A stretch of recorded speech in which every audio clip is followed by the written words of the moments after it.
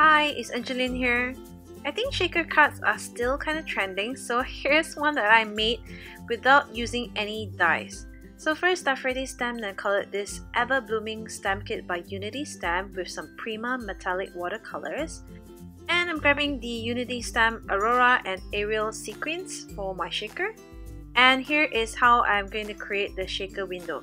By just folding the card into two and grabbing a scissors and cutting right in the middle, and then going really close to the line, just leaving some white space and just cutting around the frame. Just follow the lines and you'll do fine.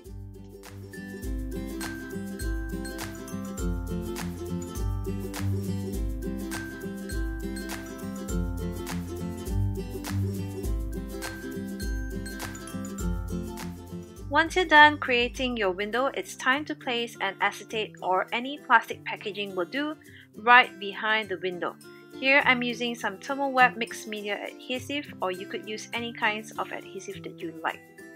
Now it's time to create the shaker part, so I'm going to use some foam adhesive and doubling it up to create a space for the sequins to shake about in the shaker window part.